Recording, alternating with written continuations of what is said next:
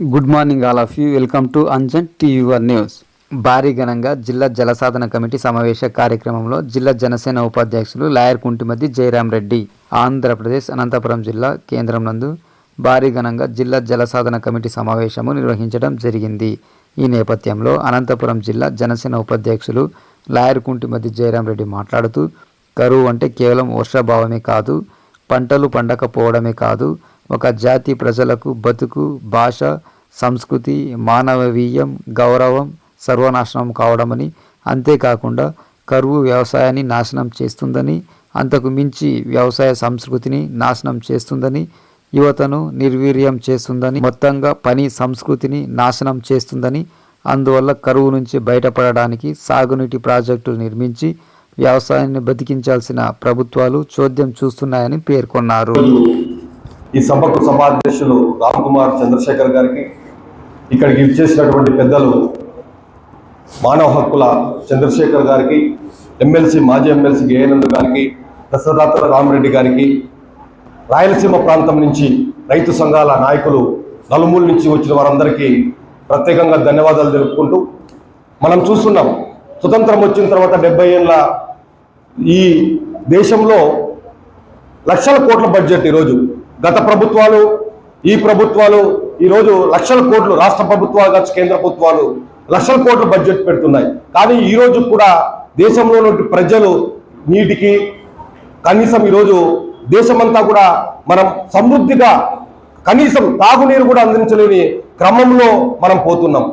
గత ప్రభుత్వాలన్నా కొద్దో గొప్ప ఏదో రైతుల పట్ల చిత్తశుద్ధితో ప్రాజెక్టులు సిద్ధతతో చేశాయి. కానీ ఈ ప్రభుత్వం అధికారంలోకి వచ్చినాక మరీ దుర్మార్గంగా జగన్మోహన్ రెడ్డి గారు కేవలం మాయ మాటలు చెప్తూ, కథలు చెప్తూ, కేవలం పబ్లిసిటీ చేసుకుంటూ కనీసం రైతుల పట్ల కానీ సాగునీటి ప్రాజెక్టుల పైన కానీ తాగునీటి ప్రాజెక్టుల పైన కానీ చిత్తశుద్ధి లేకుండా ఈ రోజు ప్రవర్తిస్తున్న తీరు చూస్తే చాలా బాధాకరం. గతంలో మనం చూసాం 83లో తెలుగు గంగకు ఎన్టీ రామారావు గారు, 88లో నగరి గాలేరు ప్రాజెక్టు కానీ హాంద్రీవక్ కానీ అప్పట్లో ఉన్నటువంటి ముఖ్యమంత్రి ఎన్టీ రామారావు గారు కొన్ని నిధులు కేటాయించారు. తర్వాత తదనంతరం కాంగ్రెస్ గవర్నమెంట్ రాజశేఖర రెడ్డి గారు కానీ, తర్వాత చంద్రబాబు నాయుడు గారు కానీ ఎన్నో నిధులు కేటాయించి కొద్దో గొప్ప అభివృద్ధి జరిగింది. కానీ ఈ ప్రభుత్వం మాత్రం కేవలం చాలా అన్యాయంగా రైతుల పట్ల నిర్లక్ష్యంగా వ్యవహరిస్తూ జగన్మోహన్ రెడ్డి గారి ప్రవర్తన చూస్తే చాలా బాధాకరం.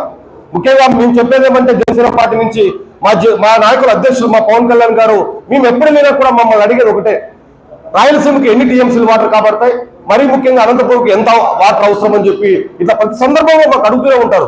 ఖచ్చితంగా మేము చెప్తున్నాం, అంతో ఇంత అవగాహన ఉన్న వ్యక్తి పవన్ కళ్యాణ్ గారు, ఖచ్చితంగా కూడా రాయలసీమ పైన మక్కువ ఉన్న వ్యక్తి, ఖచ్చితంగా కూడా తనకి అధికారంలోకి రాగలిగితే ఖచ్చితంగా రాయలసీమకు అంతో ఇంతో గొప్ప మంచి జరిగే అవకాశంగానే ఆయన ప్రవర్తిస్తారని కూడా మేము చెప్తున్నాం.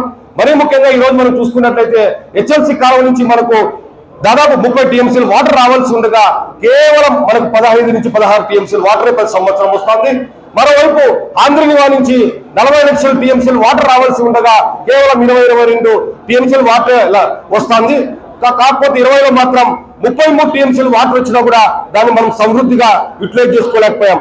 మరీ ముఖ్యంగా మనం చూసుకున్నట్లయితే దాదాపుగా మన జిల్లాలో 1500 చెరువులు పైచులకు ఉంటే కేవలం 20లో కూడా 30 టీఎంసీ 33 టీఎంసీలు వాటర్ వస్తే కేవలం 150 చెరువులు మాత్రం నింపుకోగలిగాం. ఇంత దౌర్భాగ్య స్థితిలో మనం ఉన్నాం. గతంలో కూడా చంద్రబాబు నాయుడు గారు ఆంధ్రనివ కాలువని కొద్దిగా ఎక్స్టెండ్ చేయాలి, తద్వారా ఇంకా 20-22 టీఎంసీలు వాటర్ అదనంగా తెచ్చుకోగలిగితే మరీ ముఖ్యంగా అనంతపురం జిల్లా రాయలసీమ ప్రాంతానికి మంచి జరుగుతుందని కూడా బడ్జెట్ లో కొద్ది వరకు కేటాయించారు.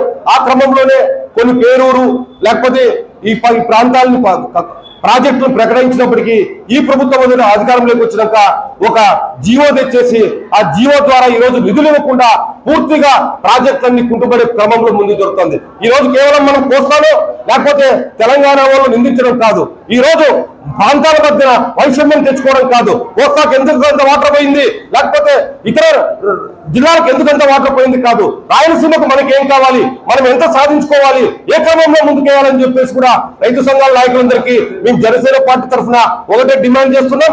కేవలం ఎన్నికల సమయంలో హడావుడి చేయడము ఇది కాకుండా చిత్తశుద్ధితో వచ్చేది ఏ ప్రభుత్వమైనా కావచ్చు, వచ్చే ప్రభుత్వాన్ని అందరూ కలిసికట్టుగా రాయలసీమ పెద్దలు మహా ఉద్దండులు మేధావులంతా ఉన్నారు.